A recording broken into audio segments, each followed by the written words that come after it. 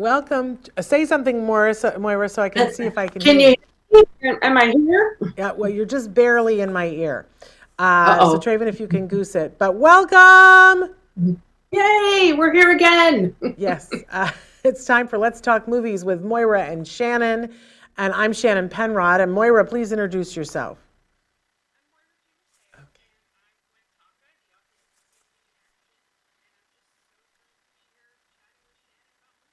Yes, it's very exciting. Before we start, though, a couple of things, couple of ground rules.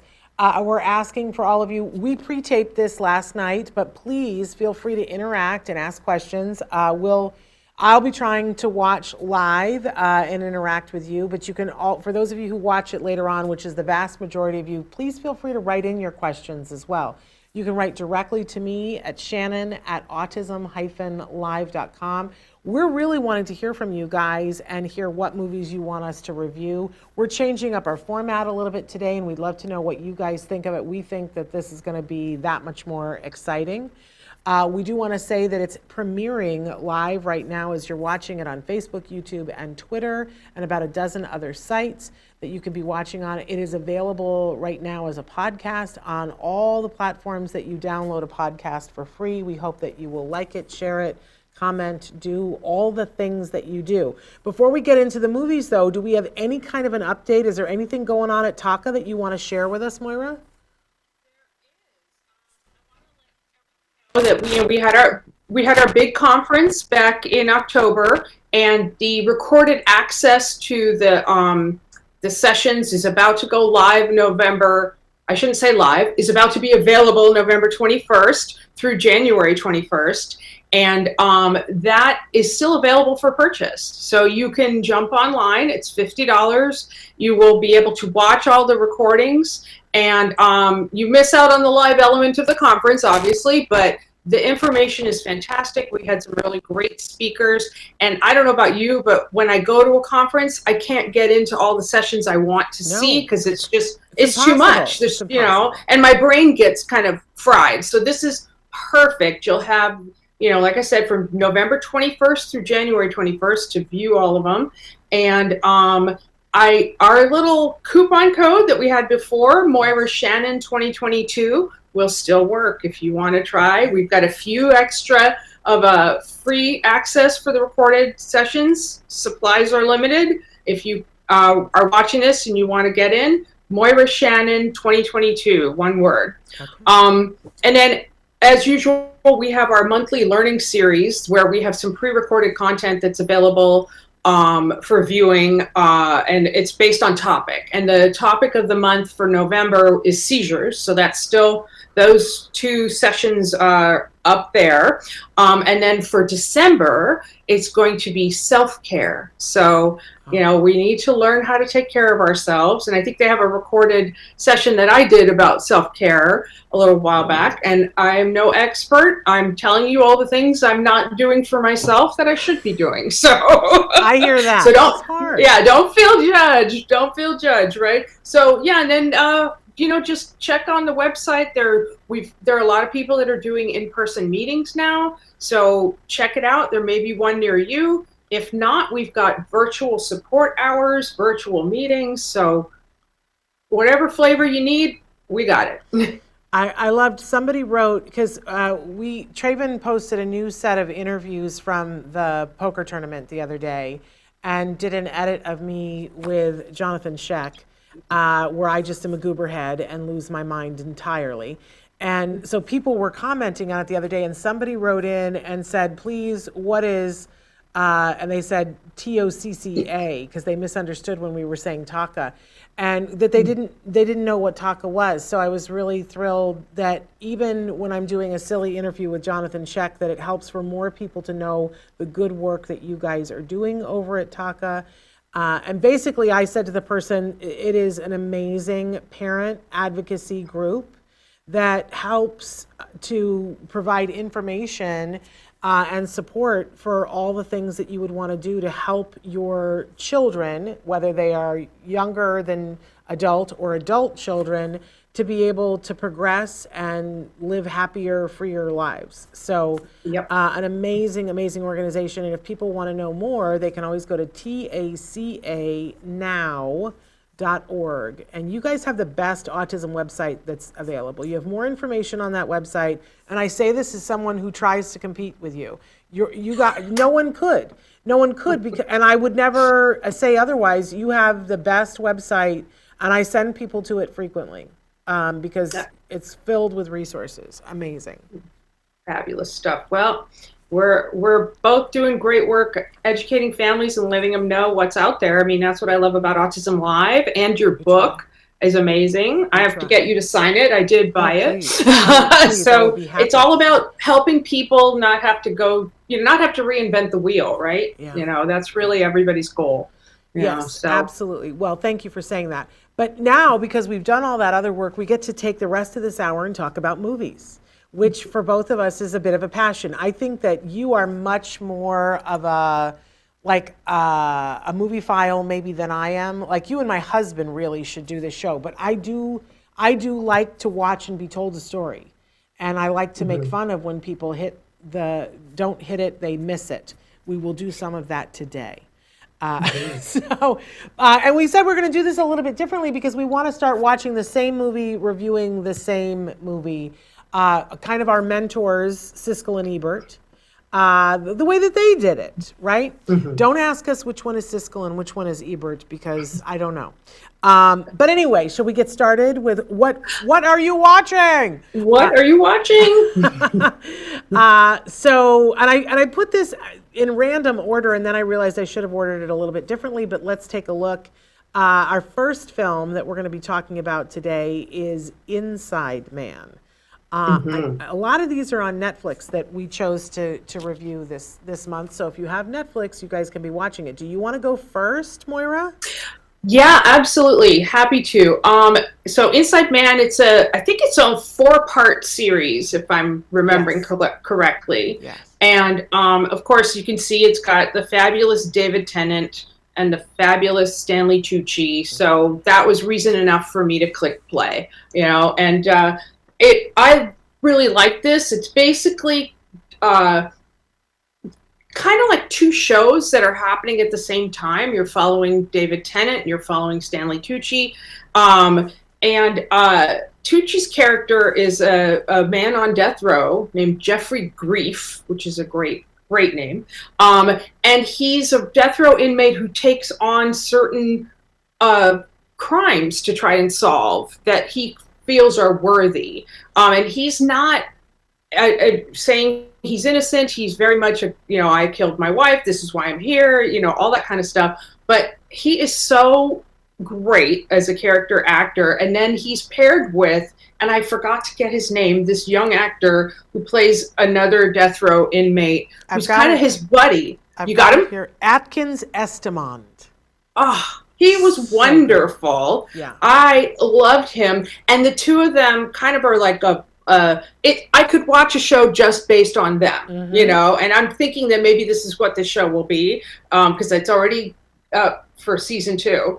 But Dylan, the character, has a photographic memory, and so is able to kind of act almost like a court reporter for all of the meetings that Tucci has. And Tucci's just, he's just so calm. He's just such it's wonderful. And the character of Dylan is a very unrepentant regarding his crimes and has a deliciously evil giggle that I just love. So the second show that seems to be stuck in there is David Tennant is a vicar in a village in England, because the death row sequences are all in the United States. But David Tennant is a vicar, and he's talking to a troubled parishioner, Edgar, and that parishioner gives him a thumb drive to hide.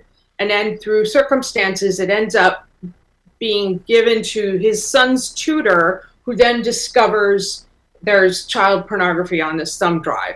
And it goes south so quickly. It's like, what a ride, because he's trying to protect his son, trying to protect the parishioner. And the first episode ends with her locked in the basement, the tutor, because he does not want her to go and tell until he has a chance to clear his name. And I enjoyed it. I felt like if it were not Tucci and Tennant, I don't know, because I feel like it was weirdly like these are very separate stories, and they do eventually connect, but it almost felt like, now they connect. I mean, it wasn't quite, but I just thought it had a great cast of characters, and and I felt like it reminded me of that movie Speed. Like if you slow down to question the premise of the movie Speed, it falls apart. But this same thing, it kept going so fast that you're like, well, he could have just told her who the guy was that gave him why is he protect? So I had these little questions, but I didn't care. So what did you think? I loved it.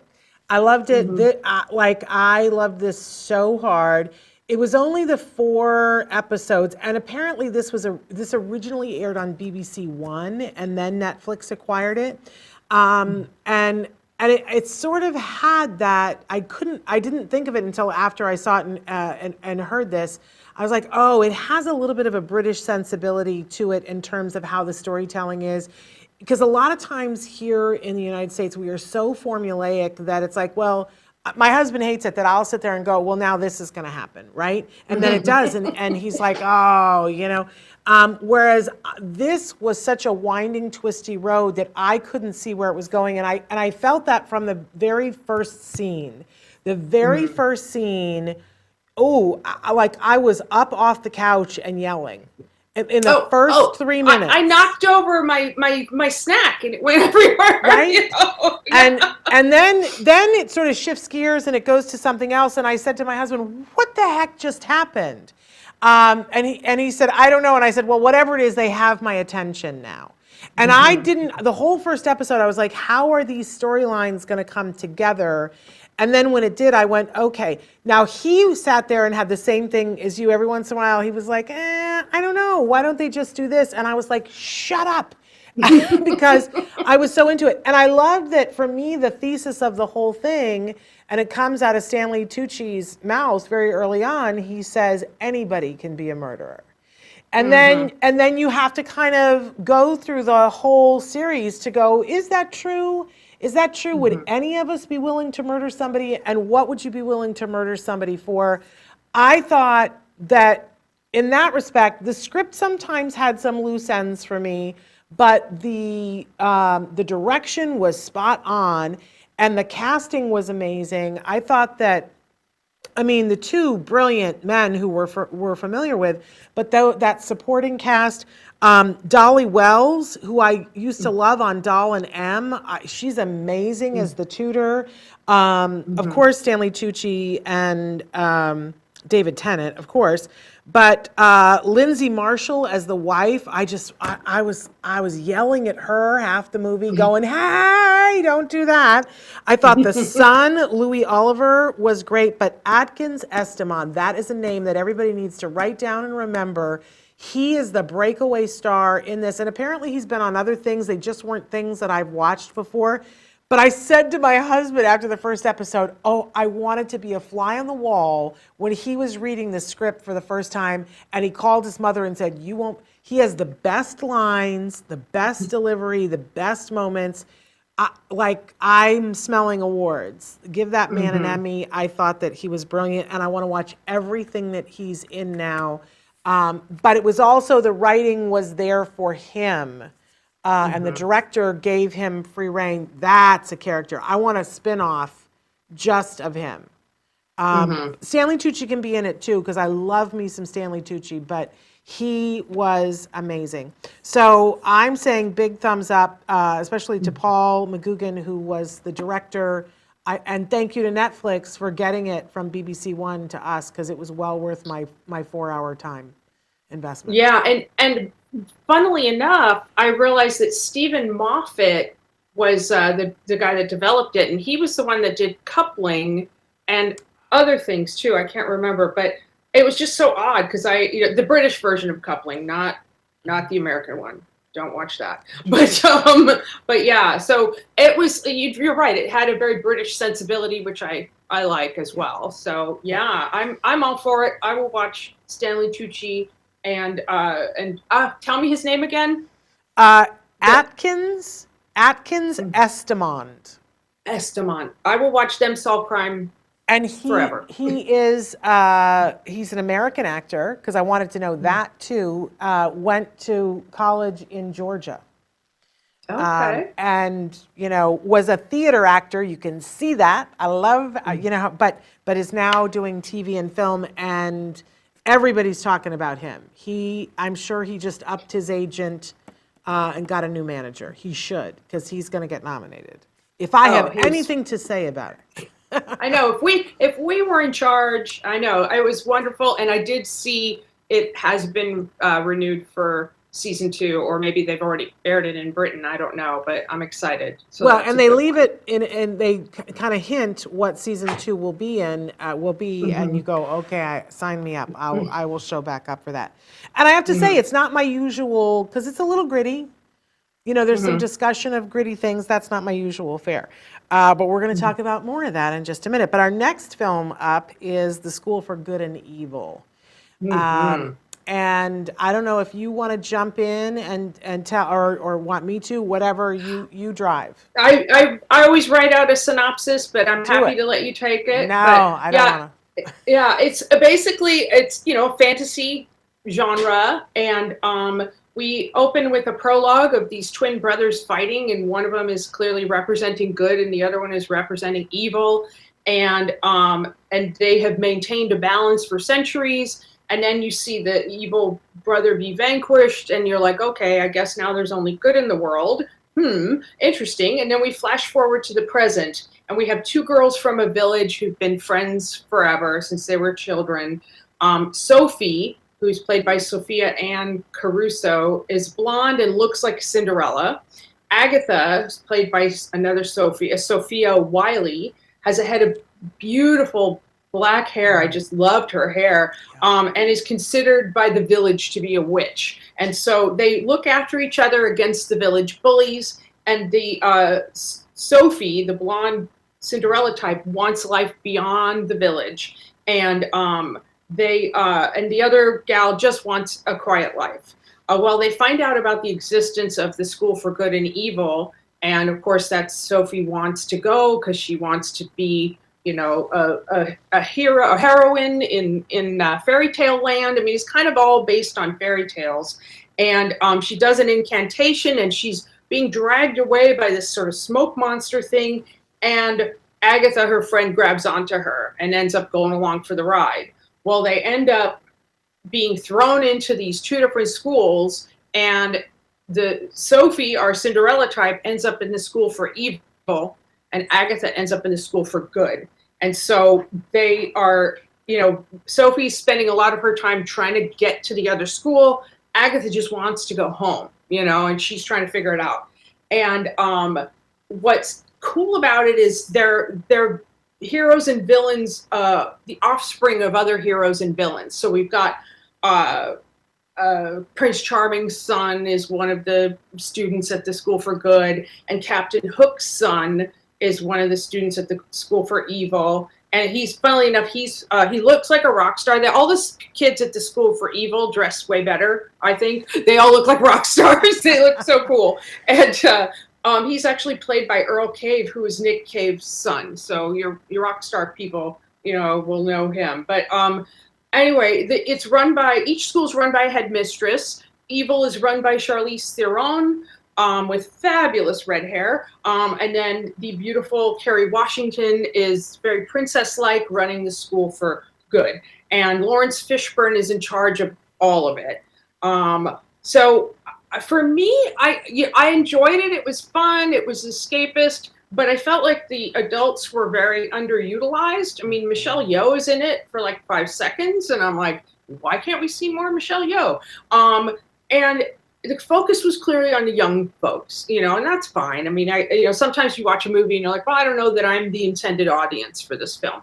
But it was a nice sort of family can sit around and watch it together type movie.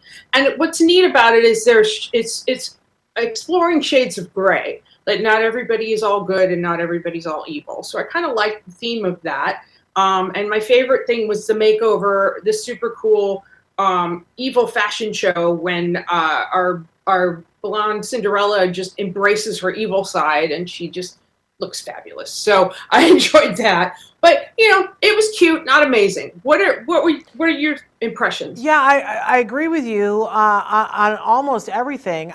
This is directed by Paul Feig, who I'm a huge fan of. Paul Feig. He directed the Bridesmaids, and he is an actor in That Thing You Do. As we all know, I love that movie, where he maybe met Charlize Theron. I don't know, but because she is also in that. So when I saw that it was directed by him, I was like, oh, this is going to be good, because I feel like he really understands how to direct women. And a lot of male directors don't, but I feel like he does. So I was super excited about it. And when I saw the cast, I was like, are you kidding me? Charlize Theron, and as you said, Kerry Washington, Michelle Yeoh, Cate Blanchett as the voice of the Storier. I was like, okay, there's some serious women in this film. And then we have these two that are not as well known who really carry the film, the two girls. I find it confusing that they're both named Sophia and Sophie in real life. I'm sure that was confusing on set. And one of the characters is named Sophie, so that had to have been really confusing. But I'm going to give it a compliment in that I feel like it really reminded me of The Wizard of Oz. That some of the technical things about it reminded me of The Wizard of Oz. And much like The Wizard of Oz, when The Wizard of Oz first came out, it was not beloved. People were like, eh. But then the more people watched it, the more they knew how it ended. There were things that they looked forward to that is like, oh, now we're going to have the flying monkeys. I love the flying monkeys scene. And I think that this movie will be that in 10 years' time. I think people will be like, oh, this is the scene where she does the transformation. And they'll watch the rest of the movie to put up with it. The basic premise of it that we all it's very hard to pigeonhole people and put them in one category is, to me, so uninteresting. Like haven't we all figured that out, that nobody is all good or all evil? Like that seemed to me a little less interesting than something I wanted. And all of the big reveals and the big surprises, I didn't think were very surprising. So I felt like a lot of money was spent on salaries and great, you had those people, but as you said, underutilized. Like, if you're going to take the time to have Michelle Yeoh be in a movie, you don't just have her wearing a hairdo. And if you're going to have Charlize Theron and Kerry Washington, like, I just felt that Paul should have gone to the writer and said, I get it. We're following a book that was already written, but we got to elevate this sucker, and we got to see these two women do something that we wouldn't normally get the chance for them to do. And I didn't feel like that happened. But 10 years from now, nobody will care about that, and there'll be scenes that they'll go, oh, I love this scene, because there was some amazing choreography, there were some amazing special effects and pyrotechnics and things of that nature. It just didn't quite gel for me to make it something that I was like, wow. It just didn't. It just didn't do that, and that's so disappointing. Yeah, and not to mention, they also had Patti LuPone that had one scene. Oh. And I'm like, oh, cool, Patti LuPone's in this. Oh, I guess she's not in it anymore. Yes, I've completely forgotten that's how unmemorable this scene is. And if you're going to have Patti LuPone, then have her do something other than what she did. She's a shopkeeper, and she's like, here's your butter. And that's it, you guys. It's not much more than that. She gives a little bit of exposition about something that ends up being important, but there's nothing... Anybody could have done that. And I feel like that's a waste. That's a waste and a shame. And they had the talent. They could have done something. And Paul Feig knows how to do that. So I don't know what the problem was. But there was a problem. But I think it'll survive well. Yeah, I agree. I think it was cute, and it moved fast enough, and it had enough for family viewing that I think people would enjoy. So yeah. I agree. I agree. I didn't hate it, but okay. All right. Next on our list is The Good Nurse. Tell us about that. Yeah. Well, you know me and my true crime. I do. I love me some true crime. And this one is, of course, starring Jessica Chastain and Eddie Redmayne, and they both play nurses in an intensive care unit in a hospital. They very quickly bond, and they usually end up working shifts together. And Redmayne's character helps Chastain kind of cover up a heart issue she has that she's trying to keep secret until she's passed her work probation, so her insurance will kick in.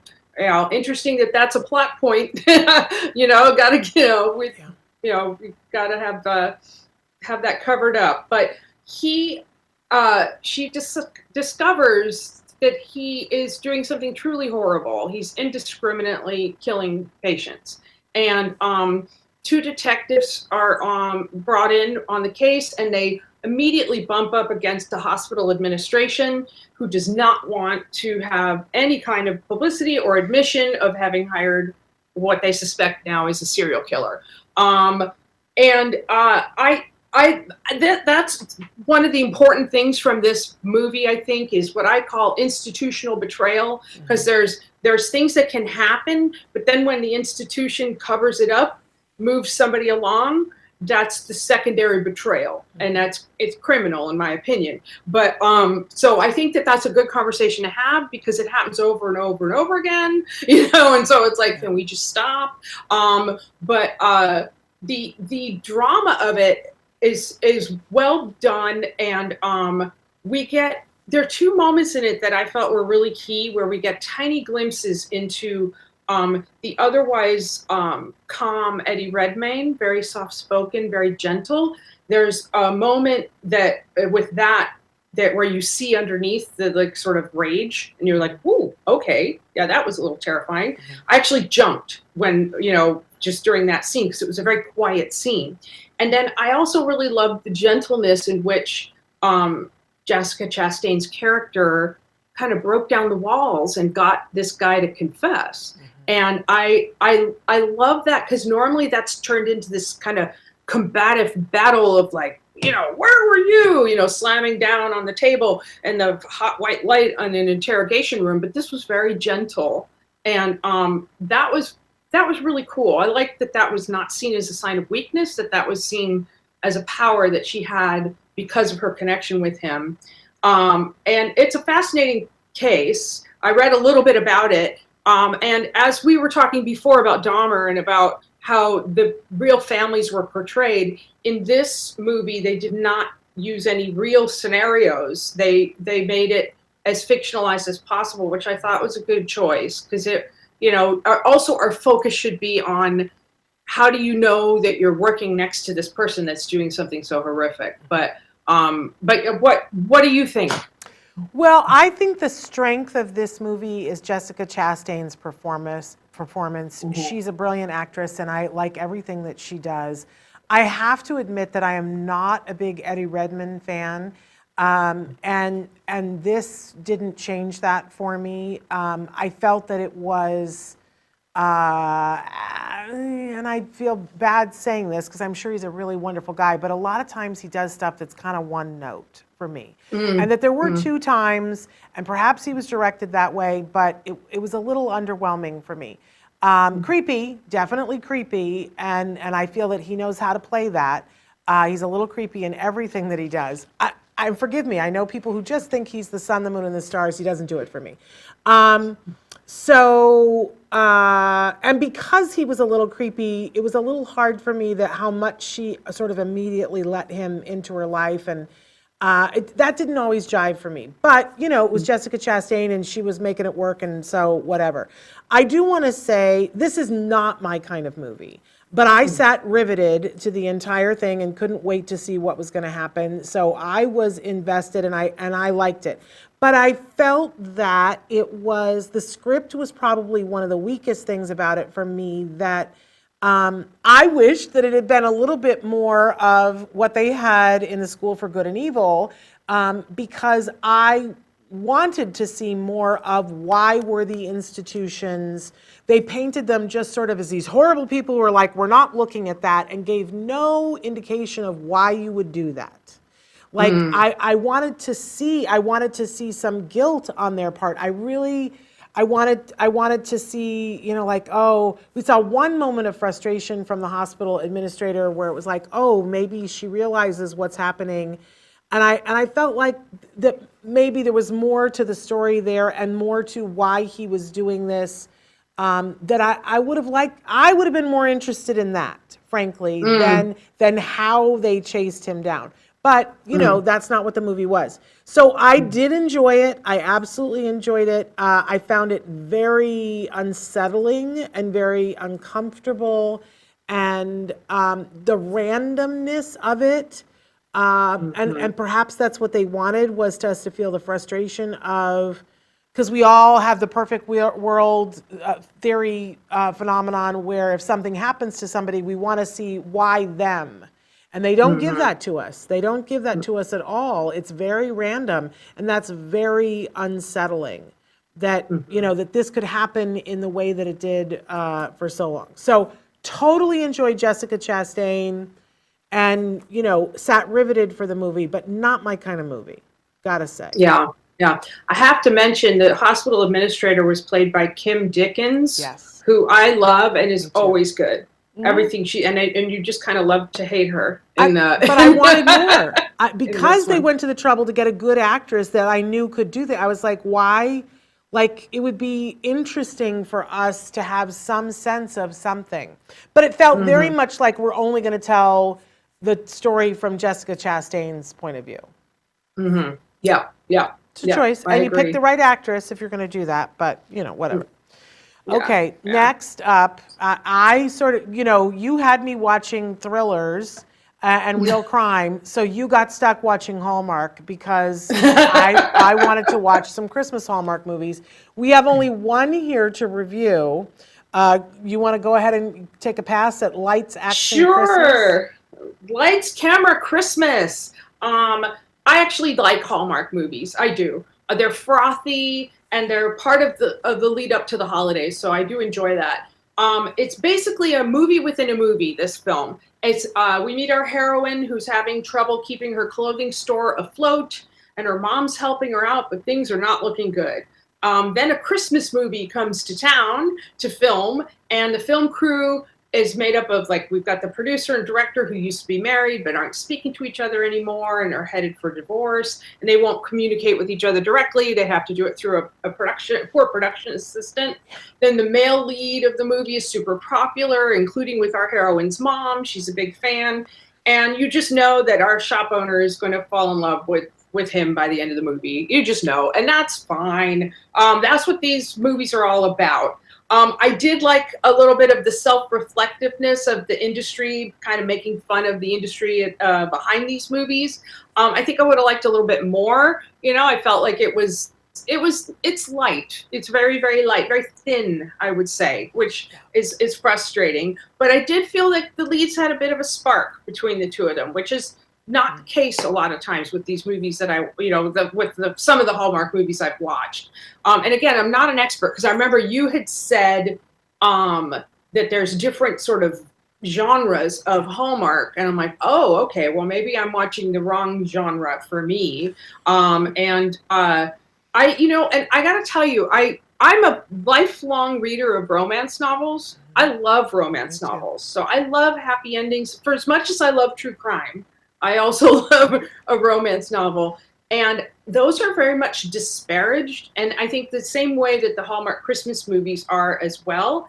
And usually, and I always say this for romance novels, they're written by women, for women, about women, and therefore not worth our time, right? I mean, that's kind of what the message is often, and I feel like annoyed by that, and I feel also annoyed by the criticism of, well, they're going to end up together. It's like, yeah, but the point is the journey. The detective is going to solve the crime. That James Bond will defeat the Uber villain, but you're still going to watch because you want to see how it comes together. So it was cute. I don't know. you being more of an expert, tell me your rating of this Hallmark movie. I was so sad when you said this was the one that you watched, because I also watched it and it was not my favorite Hallmark movie. I have to say that a lot is changing over at Hallmark, and some of it is amazing and great and spectacular, and some of it I'm not as happy with. And this movie was kind of in the category of where I'm a little less happy with it. Now, as you were saying, for those of you who don't know, Hallmark has really two distinct types of movies that they air during the Christmas time. And one of them is on their regular Hallmark channel, and those are the Countdown to Christmas movies, and they are a little lighter. Their fare is, not that they don't have serious things that happen in them, but it's a little bit lighter. There's comedy, there's some humor that's in it. And then on their Hallmark Mysteries channel, the movies there are what they call the miracles of Christmas. And there the format tends to lean towards, some of them are based on real stories. Some of them, some of them we start out with someone has died, you know, like are dealing with grief and some of the real issues that sometimes make it hard to access the holiday spirit. I tend to prefer, well, not always, but I tend to, in general, really like the Miracles of Christmas one. And sometimes something absolutely miraculous happens in the movie. And sometimes you're amazed when the thing that's absolutely miraculous that you're like, that couldn't happen. And then they go, this was based on a true story. And they show you the pictures of the people and you go, holy business, right? I kind of love that. I kind of really get into that. But I also like comedy. I am somebody who really enjoys you know, that His Girl Friday kind of back and forth sometime between the leads. I really love that. But I'm going to say this, and Hallmark, you know I love you, but I feel like some of the casting or directing or writing, I don't know, around their male leads of late has been a little shakier than it has been for me in the past. And this movie was very indicative of that. I enjoy the actor who played the male lead, John Brotherson.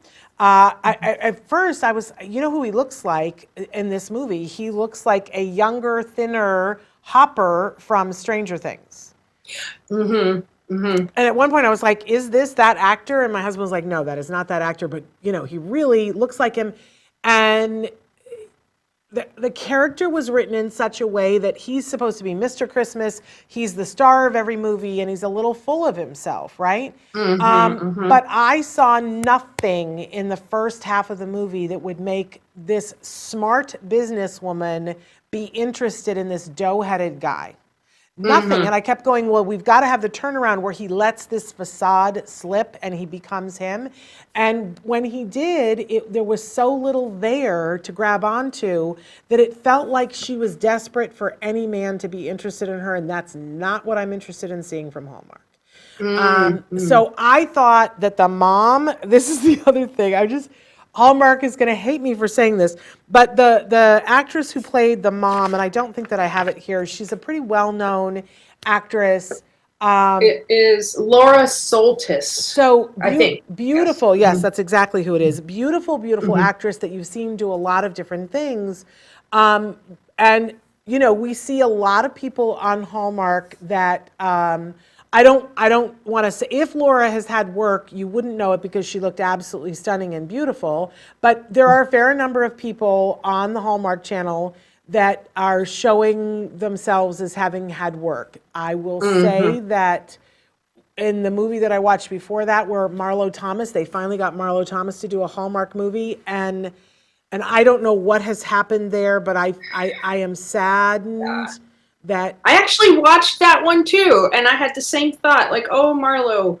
Like, yeah, I mean, I know is she in her 80s now? I know she's I don't know. At least in her 70s. I got to see her in person right before the pandemic, and she looked amazing. So whoever has done whatever they have done to her should have to lose their license. And if somebody at Hallmark is referring these actresses to these people, they should stop. Because I thought she was unrecognizable. I was very saddened by that. But my point with Laura Soltis, she doesn't look like she's had work, but I know she is significantly older than the actress that she was playing her mother, but you would not have known that. I didn't think she looked old enough to be her mother. That kind of stuff matters to me. I wasn't buying that. And the actress, Kimberly Sustad, is one of my favorite Hallmark actresses. Absolutely love her, and enjoy almost everything that she's in. But I didn't feel like the script gave her enough to fall in love with this man. And I felt that it cast her in this, oh, woe is me, I am nothing if I don't have this man, and I saw no reason to have him. She was a smart businesswoman who maybe had lost her creative side, and then even as she's finding her creative side, it's like, oh, but I'm still a sad sack because I don't have this man who's not even nice to everyone. He's like surface nice to everyone. I hated that about it. I just like whoever at Hallmark is saying greenlighting these male characters, go back to what you were doing before, because what we loved about a Hallmark man was that they were empowering to women, that they listened, that consent was huge with them, and that they were good people who do good things in their community.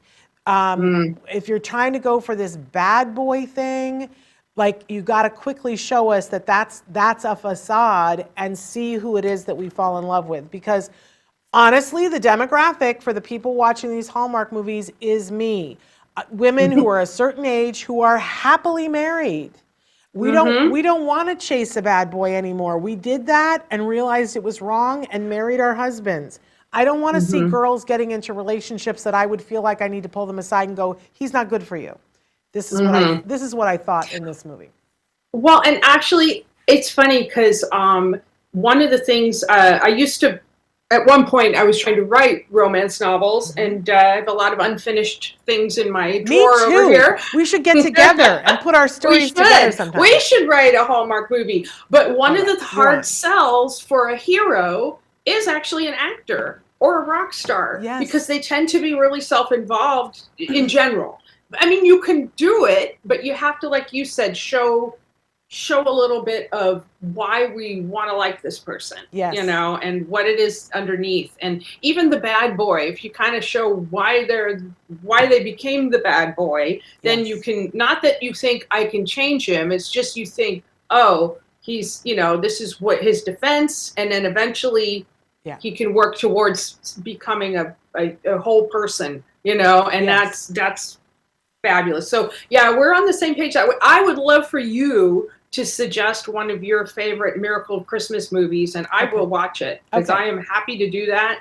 And because what you described sounds more like the romance novels that I loved and read, you know, like Lavril Spencer. And I love Lavril Spencer. Now you're talking my jam, woman. Yeah.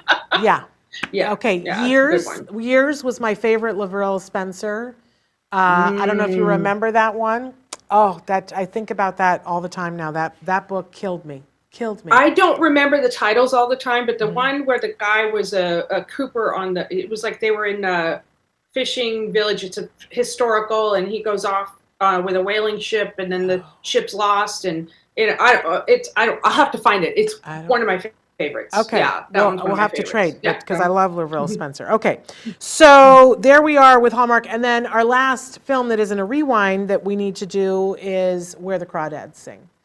Okay. So go ahead. Have at it. All right. I'll have at it. I had every intention of reading this book. I think I had it in my Kindle for over a year or more, and somehow did not get around to it.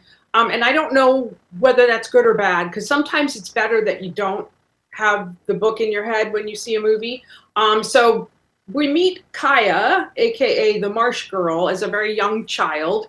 Her family lives in the South Carolina wetlands, marshlands, and she's completely at home running through the wildness. And her father is abusive, and eventually, one by one, starting with her mother, each of her family members leaves until it's just her and her father, and then eventually he leaves as well. So she tries to go to school to learn, to take advantage of the school lunches as well, but is bullied so much that she's just like, I'm not doing this. And so she's living in her own world. A wonderful couple that run the general store provide her with a small amount of parental love, and also a source of income, because she'll bring them mussels, you know, and that keeps her fed. Eventually she meets Tate, and as a, and they're both children still, and it's clear they're soulmates, and he's so lovely and kind, and they grow into adolescence. You see this could bloom into true love, but of course, college calls, and he's better off than Kaya. He's still a working class young lad, so this is an opportunity he can't pass up. So he goes, and of course, he breaks my heart and Kaya's heart by not showing up for a while. And that leaves Kaya to move on, and she'd been, taught to read by Tate, and he gave her names and addresses of publishers because she does these beautiful drawings, and she manages to support herself by selling the drawings. And then along comes handsome, privileged Chase, and who's just so obviously wrong for her. And you're just like, oh, girl, oh, no. But it's interesting because it's flashing back and forth between Kaya's life growing up and then also the murder trial, because she's accused of murdering Chase. Mm-hmm. And so we're sitting there going, what happened? And, of course, we're rooting for Kaya. And then the fabulous David Strathairn gets to be Atticus Finch. Yeah. And he's defending Kaya coming out of retirement to do so. I mean, even the courtroom set looked the same as To Kill a Mockingbird, Gregory Peck movie. I was like, oh my God, look at the upper level, But it was a little by the numbers, this story. But I thought Daisy Edgar Jones, who plays the lead, Kaya, was so compelling. And I'm like, yep, I'm going to be watching her. Also, I have to mention Garrett Dillahunt plays her abusive father. And he's very handsome. He and David Strathairn are both really handsome men who have managed to be character actors. And I don't know how they do that because they're both really gorgeous. But then you're like, oh, God, he's the horrible guy that we hate or whatever. And they're amazing. So that it's worth watching for all of that. And actually, I had heard when the book was very popular, people saying, I don't like the ending, I don't like the way it went or whatever. And I don't know if the book ends differently than the movie, but I kind of love the way the movie ended. So I'm okay with that. But I don't know. It wasn't all quite there, but it was beautiful. I mean, it was beautifully shot, and it was also it is a period piece because it was set in the 60s. So that helps us sort of understand how she could sort of live outside of society, more easily. But what were your thoughts? Have you read the book? No, like you, it sat on my nightstand for a large portion of the pandemic, and I never got to it. I never got to it.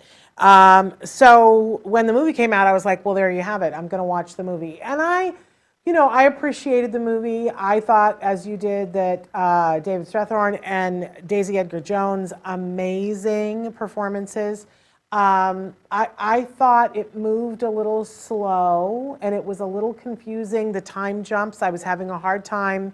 And upon reflection, the other thing where I got confused, because we're seeing them as little kids, and then we see them together, her and Tate, when they're a little bit older. And I'm going to say something that I'm going to catch heat for, but a lot of white men at a certain age look a lot alike to me. And, so to be able to distinguish between, so they're in this romance and you think everything is fine, and he leaves to go away to college and he's not coming back, and we go through the period of being mad at him for that.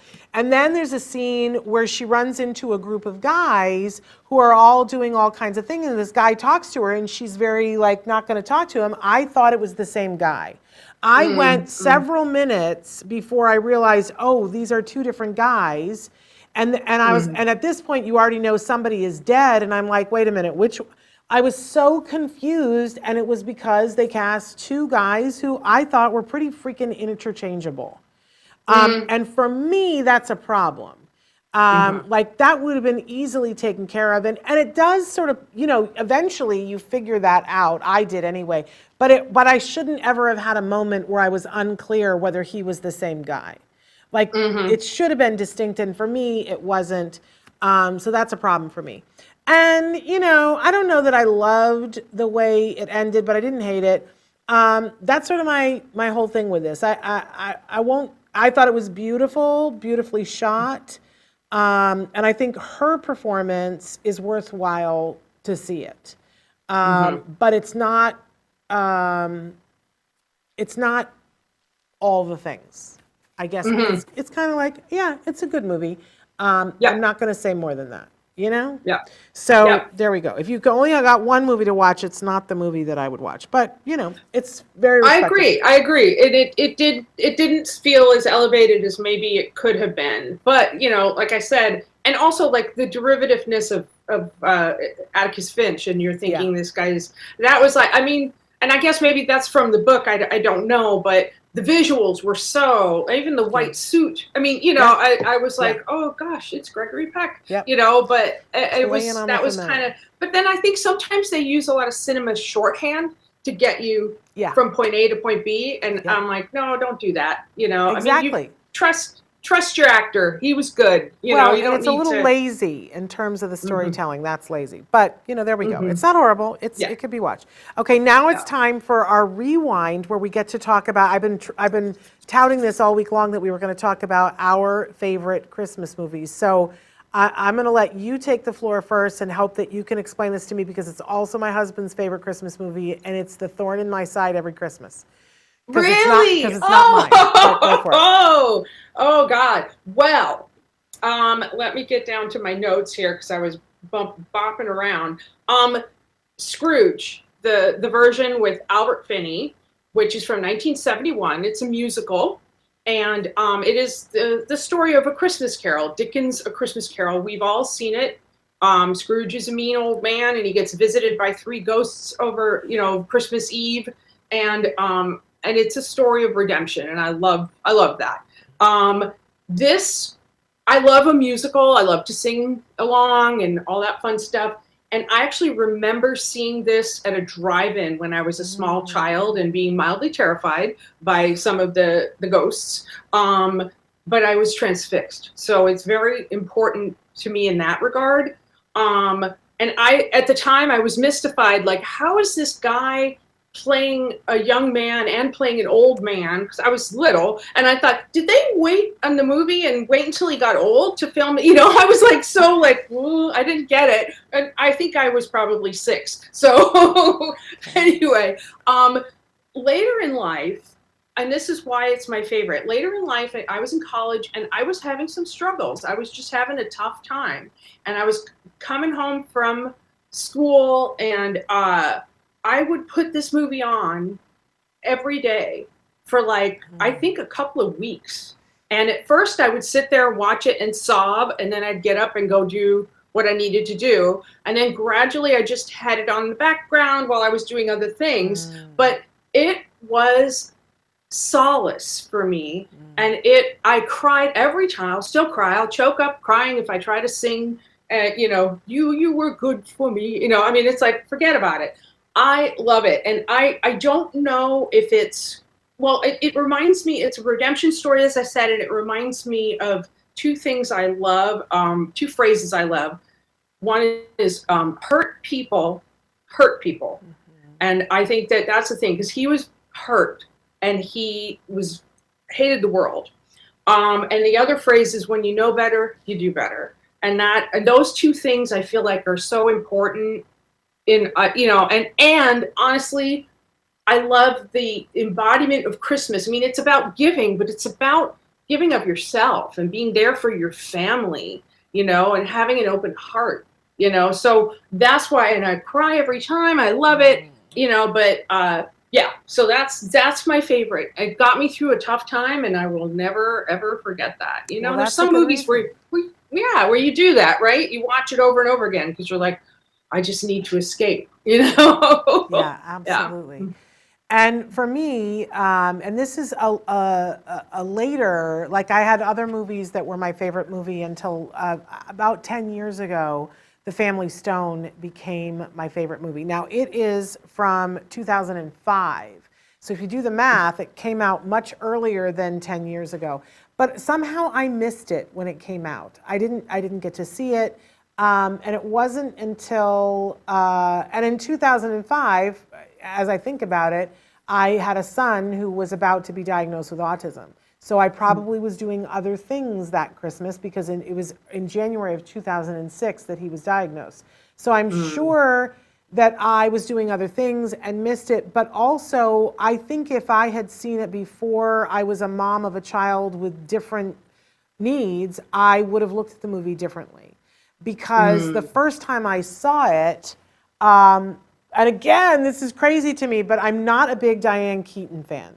Like, there are some movies that I love her in and other movies where I don't, and it really depends for me if the director has let her had free reign or made her focus up, because Diane likes to do that, I was in the kind of thing, and I don't like that. I'm like, Diane, say the lines. You're brilliant, say the lines. Stop trying to improv and make it feel like it came out organically. No. She's brilliant in this movie, and she slays me because she's the mom of 5 kids. And one of her sons is deaf and happens to also be gay. And there is a moment, there's so many things about this movie because it's this couple, it's Diane Keaton and Craig T. Nelson, and their 5 kids, and their 5 kids have come home for Christmas. And they've brought some of their significant others or people that, they're thinking about making their significant others, and mayhem ensues. And it's very funny and it's very poignant. And there's a lot of stuff that's going on underneath because it's revealed to us that, mom has previously been battling breast cancer and it's back. So there's that sort of immediacy about this perhaps will be the last time that we all have the opportunity to celebrate Christmas as a complete family. That's very emotional for me. And the fact that it's the mom, but there is a moment, an intruder comes into the family who is dating, it's Sarah Jessica Parker, who is dating, I always get his name wrong, Dermot Mulroney, who's the oldest brother, and she is kind of buttoned down and uptight, and she comes to spend Christmas, and everybody thinks, oh no, because one of the sisters has already met her and said, this is not the person for their favorite son. She's too tight, and, but she is not always politically correct. And there comes a moment when she's at the dinner table questioning, because I love, Diane Keaton sits at the table and she says, well, I did hope that all of my sons would be gay. And I've had that phrase come out of my mouth. When my son was little, I was like, oh, I will accept and love him no matter what. But if I secretly am allowed a mother's wish, I would like to have a gay son. And, but in the moment, Sarah Jessica Parker says, well, surely you don't mean that. And there's the hush at the table. And then they kind of get through that moment. But then she says something about him also being non-hearing. And it all erupts, and there is this moment, there's a moment in the movie for each one of her 5 kids where Diane Keaton has this moment where she, she's like, you, me, I'm your mom, I love you, to the ground and back. And for me as a mom, it's so powerful, her portrayal of how she loves and loves all of her kids. And how she's not going to let somebody else come in with some idea about one of her kids is less than, or that different is not okay. It's huge for me. But the whole movie, it's hilarious, it's fun. It's a cavalcade of stars. So get this, Craig T. Nelson, Diane Keaton, Sarah Jessica Parker, Dermot Mulroney, Luke Wilson. Claire Danes plays Sarah Jessica Parker's sister. Rachel McAdams is in it, Brian White, Elizabeth Reeser. It's just an amazing cast of people. Some of them weren't breakout stars when they made the movie, but are now. It can't be Christmas unless I watch this movie at least once, and I sob like a crazy person. But it's beautiful, and I'm from back east. It's a very New England sort of Christmas set. And the whole feel of that, being in an old college town, in an old Victorian house with all these people and people stealing each other's socks and things, reminds me of the Christmases of my teen years. Oh, So it wonderful. makes me, Wonderful. but I love her portrayal as a mom so hard. I think, I'm going to say this, I think it helped shape who I have been as a mom. Mm, So it's mm. that big and important to me. Love, love, love that movie. Oh, I'm going to have to rewatch it because I realized like you were stumbling over Dermot Mulroney. Yeah, And there's another movie called Home for the Holidays with Dylan McDermott, who is the right. one I always confuse each other Exactly. for. That I think I was kind of, and that one has Holly Hunter, and I think I kind of confused this with Oh, that, and I'm like, and so I'm gonna have to. I'm remembering a bit of it as you were talking. I'm remembering more about the film because I don't think I've seen it since 2005. So I will yeah. have to give it I'd another love to look. know what you think. And for me, there are themes about, how do you belong? When do you belong? Who do you belong to? There's a moment when Craig T. Nelson says about Sarah Jessica Parker, he says, I don't think she knows herself. And if he Mm, thinks that she's the girl for him, then our dear boy probably doesn't know himself as well as I had hoped. And as a parent, mm, I get that about how we want our kids to leave our house and know themselves and be mhm, true to mhm, themselves and pick people who are true to them. mhm. But I love how it all. I love the twists in it. I love how it comes full circle around. It's beautiful, beautiful. I love it, and I love Diane Keaton in it. All craziness. I think it's some of her best acting work. So Good, great. yeah. Well, and yeah, Rachel McAdams too. That was before she was a Oh, breakout star. she's so Good, lovely good, in it. goodness. So lovely. Yeah, Good, yeah, good, good, good, good people. Anyway, so that's us for this month. But and I didn't make a slide for because we're still negotiating what we're watching next month. But I'd love to hear from people at home. What would you like for us to watch? What would you like to know our opinions of? And it can be a movie that's out now, or you can tell us what you want us to watch and rewind. yeah. Rewind film is fine too. I'm open to anything. I love discovering things that I wasn't aware of. So And I will watch share away. Scrooged again. I will watch. I have to because it's for my husband that it's not Christmas until we watch Scrooged. But I've seen so many versions of A Christmas Carol. I guess I just haven't gotten to the point where I appreciate the music of this because I didn't grow up with it. It's very British music hall, thank you very much. And it's kind of got that kind of, I don't know, it's an odd film. And the way I watched it, I taped it off of television. Children, back in the day, before you could buy movies, Right. I taped it off of television. I had to fast forward through the commercials. I And they love that. cut pieces of it. Yeah, so it's a weird film, and I have it on DVD. I don't think I have it on Blu-ray yet. Well, Might I have to love that check. it means so much to you, and I love that it got you through a difficult period. That's a good movie. That's a really Yeah. good movie. Yeah, and maybe that's a nice category to think about too, because Yeah. I think there are movies like that where you just like, I Yeah. need the catharsis of going through this. I feel like that thing you do is kind of that for I you. was going to Since say, you for love. me, it's that thing you do, and I watched it over and over and over again. I don't know that it was such a difficult time for me, but it was a time when, to be honest, I was doing stand up, and it was very hard for me to promote myself and put myself out there, and every night go out and try to do something. And the solace for me was to watch that thing you do and realize they didn't always know what they were doing, and that they were following. You just do your thing, and you like it really helped me through that to be able to put myself out there, Mm-hmm. which was powerful. And I would watch it over and over and over again and go, okay, see, they did it, I'm going to do it. Mm-hmm. So it was a powerful thing. Anyway, we're out of time, Moira. The time goes by, but I really enjoy this. I like this format. I think you do too. I do. It felt good to me, and we could take turns on doing summaries if you want. Oh, I don't. I can. You don't No, want to do that. no. If you enjoy it, I mean, if you like need me to, I much prefer it for you to do it. But if you ever want me to take a turn because it's a lot of prep, please feel free to have me do it. I don't mind it, but no, I prefer to talk about everything else. Okay. So we're all good. But you guys at home, write and tell us what you're hoping to see so that we can get to that. But I don't want to leave without saying that if you didn't get to go to the TACA conference, even if you did get to go to the TACA conference, I think that one of the great things is to be able to go back and watch those talks, either the ones that you didn't get to take notes furiously enough or that you didn't get to see at all. There's everybody that I know that ever goes to a TACA conference comes back and says, this was life-changing.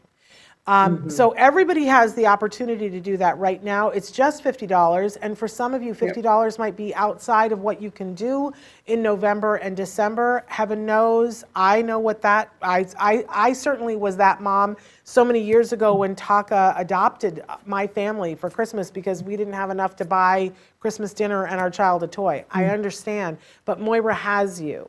You can, there are still there's some scholarships available there, and also if you already registered for the conference, the recordings are included, so they will be, so if you had registered and were able to attend, that's part of the registration you already paid. But then there are scholarships available, and please don't let that stand between you and needing to learning what you need to learn to help your kiddo. So don't be shy. Thank you. And if you go on the website, try first the code Moira Shannon. What is it? Moira Shannon 2022. Moira Shannon 2022. Okay. And put that in the coupon code. And if there are still, because it's first come first serve, you guys, until those scholarships are gone. And so hopefully that will work for you. If you get there late and it doesn't, and you're really wanting to do them, then I want you to reach out to Moira and see if there's a possibility, because every once in a while they have somebody pay for a couple extra. Can't promise anything, you guys, but it's worth an ask. So how would they reach out to you, Moira? My first name, Moira, at talkanow.org. So MOIRA at talkanow.org. Send me an email. And Please don't be shy. TACA, let's spell it out, because a lot of people are listening to this in podcast and only getting sound only. Let's spell it out. Sorry. Okay, so it's MOIRA at TACANOW.org. Amazing. So do it, or go. If you go to the website, there's a place to click to email me as well. So okay. A really amazing gift to give yourself this month. And we've got it there on the screen for you, Moira at TACANOW.org if you're watching. And just a note, for those of you who are listening to the podcast, if there's ever something that you're missing out because of the visuals, all of them are posted on YouTube. You can go to YouTube and watch the visual as well. But there it is again, Moira at TACANOW.org. And I encourage everyone to go to TACANOW.org to check out the amazing resources that are there, because they are amazing. So thank you, Moira. I can't wait to see what we talk about next month. I'm already getting geared up on Thanksgiving Day, there's a movie that I'm going to go see because I hope it's one we're reviewing. Okay. All right. Fingers crossed. All right. Thanks. Hey, stay tuned, you guys. Tomorrow, I don't know yet whether we're debuting a new episode of Stories from the Spectrum or not, but one way or the other, an episode of Stories from the Spectrum will air tomorrow. Make sure that you watch that, and don't forget that on Monday we start the Festival of Toys, where we're going to be talking about toys. Our toy guide will be out then, heaven willing. And we can't wait to share with you some of the amazing toys that we have in our toy guide this year, because everyone deserves a toy that makes them light up this year and helps them to be all the things that they want to be. And this year our word was connection. We picked toys that were about connecting, because we think that that's super important, that we all get to connect with each other and with something really powerful. So stay tuned. That all starts on Monday. But we'll be back tomorrow. Until then, give your kiddos a hug from me and one for you too. Thank you, Moira. Thanks. Bye-bye.